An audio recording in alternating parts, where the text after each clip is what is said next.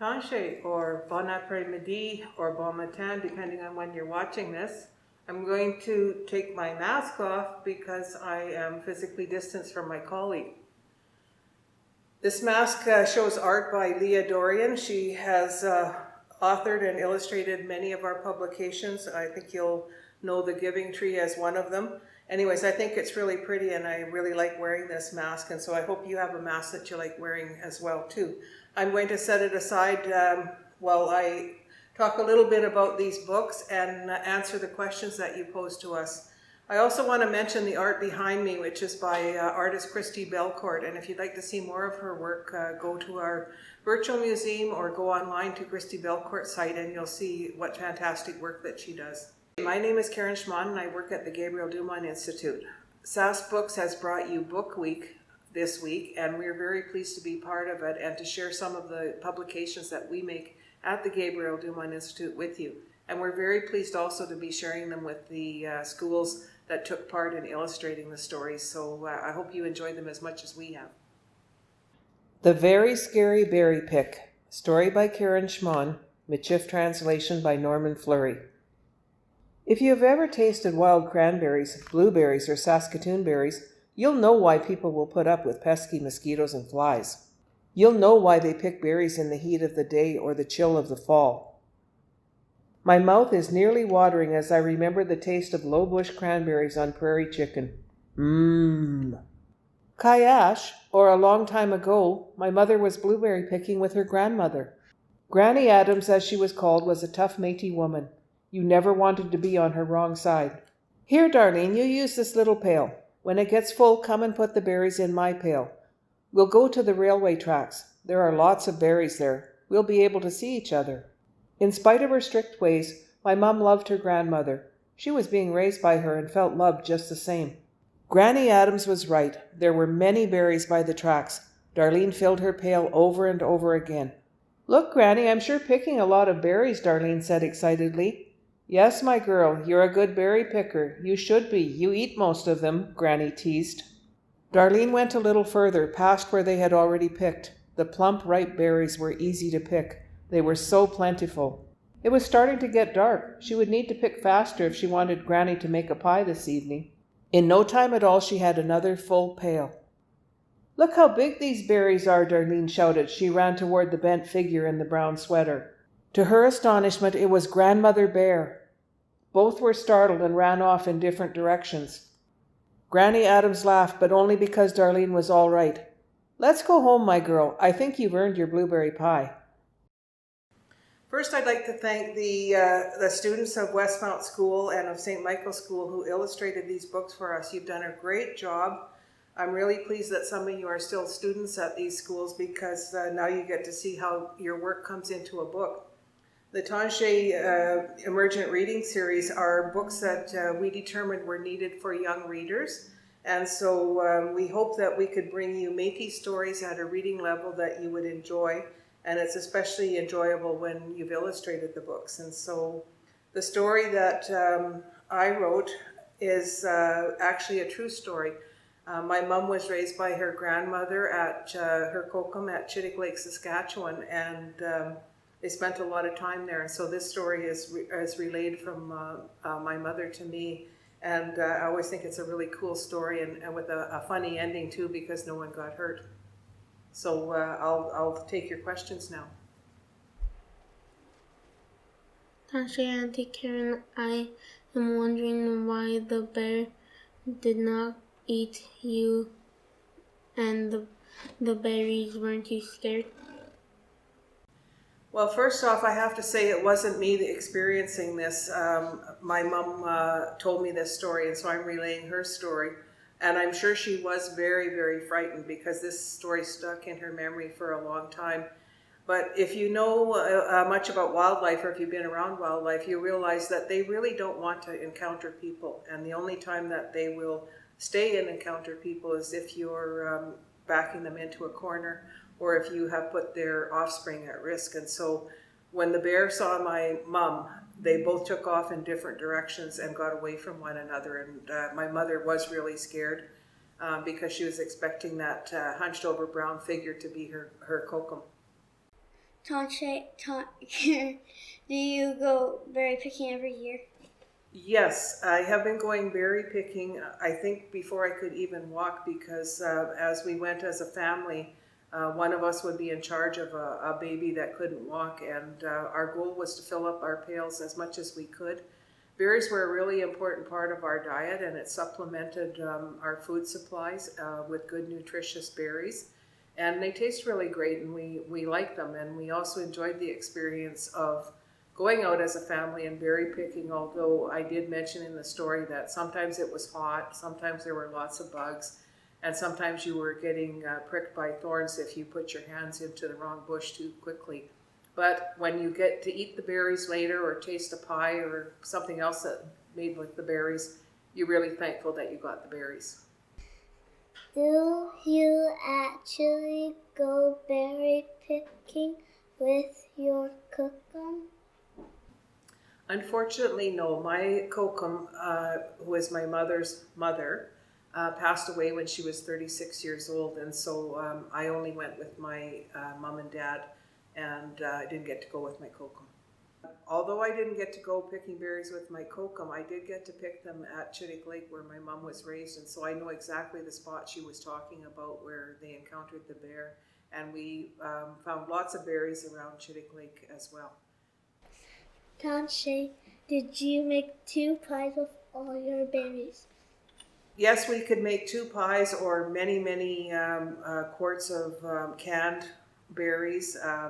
Back in the olden days, before there was a good way to preserve your fruit, it was a process called canning, in which they would be put in jars, and you'd have to heat them up and cook them to seal the jars, and then you could go to your cupboard and get jars of fruit that you had picked earlier. And another way of doing it was to freeze the berries and then use them in pies later, or make some jam out of them. That's a couple of different ways that we use the berries. Tanshe, how old were you when you got to go berry picking? Like I said before, I think it started even before I could walk, because I know my mom and dad picked berries all their lives, and they would have had to take us with them, because in those days you didn't have people that you hired as babysitters. You just took your children with you, and they did whatever you were doing. We might have had a friend or a relative that could look after us when we were too small to help out with the berry picking, but we went with them, so we were very young. I wanted also to acknowledge the help and support we got in bringing these stories to you from your teachers, Chandrell and Lloyd. They were a big help and were instrumental in getting these stories to you in what are kind of unusual times now that we're all physically distancing because of COVID. So thanks, Kishchi Marcy, to Lloyd and Chandrell, and I hope you enjoy the rest of the stories, because there are some other publications in this set, and there's the previous set of Tanshe books that I think you'll find very interesting as well. Hi, I'm David Morin. I'm the author of Red River Cart Journey and some of the other Tanshe books. I've been a curriculum developer at Gabriel Dumont Institute for over 17 years now, and have worked on a lot of fun projects like this one. Red River Cart Journey. Story by David Morin. Translation by Norman Fleury. "Wake up, Joseph," said Mushum. "It's time to get ready for your first Red River Cart journey." Joseph hopped out of bed and stretched his arms over his head. "What do we do first, Mushum?"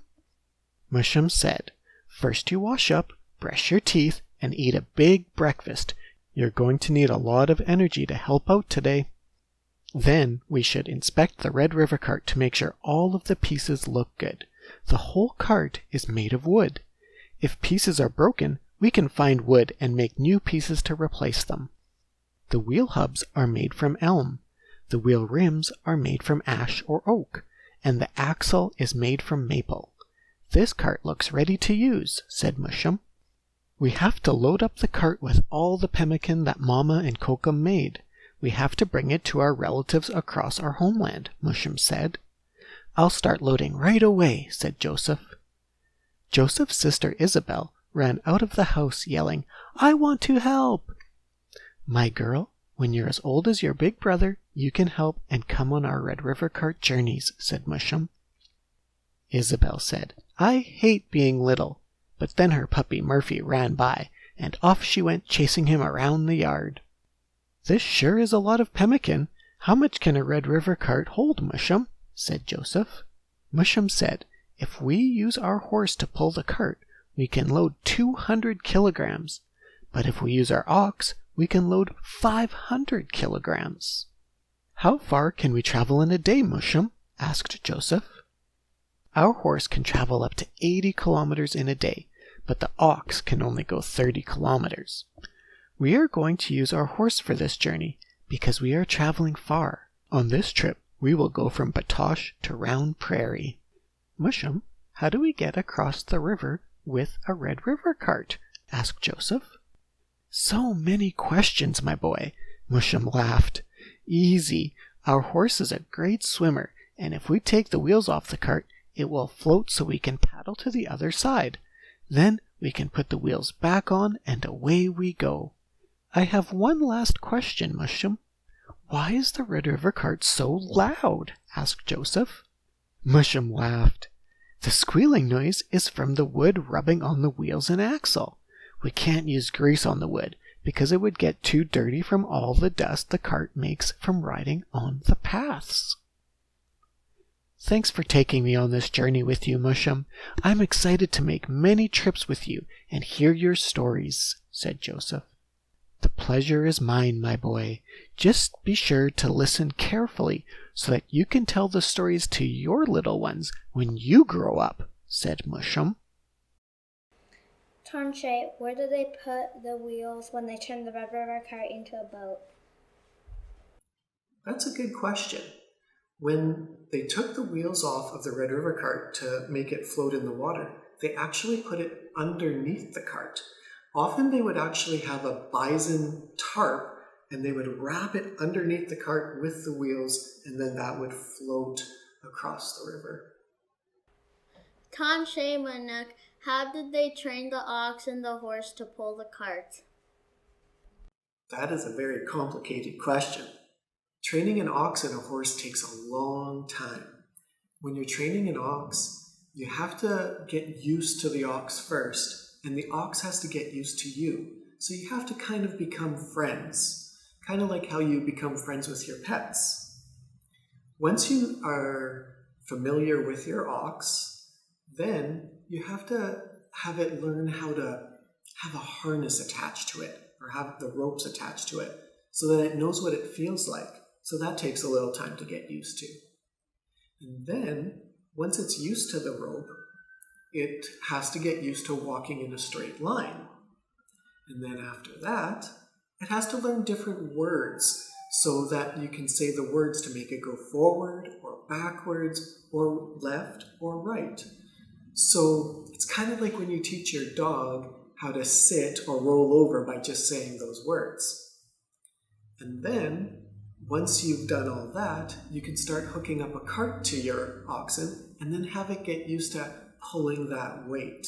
So it's a very long process. It works pretty much the same with the horse, just having to get it used to the different steps. Why did they use different wood to make for carts? Thanks for that question. So the reason they use different wood for different parts of the Red River cart is that wood comes in different properties. Some are softwood, some are hardwood, some float better than others. So the different parts of the Red River cart benefited from those different properties. And sometimes you just used what you had in the bush. So maybe you only had a type of pine or something to build your Red River cart with, so that's what they would use. How long was Joseph's journey? Thanks again for your great questions. Joseph was traveling from Batoche to Round Prairie, and that's about just over 100 kilometers. So, if you remember in the book, a horse could travel 80 kilometers in one day. So, you would need at least 2 days to get from Batoche to Round Prairie. How does the Red River cart float? That's another fun question. The reason why a Red River cart can float on water is because wood can float on water, and wood can float because it's less dense than water. So the less dense the wood, the better it floats. Thank you so much to the students of Westmount Community School and Lloyd and Chandrell. This was a wonderful experience, and we were thankful to be a part of Book Week.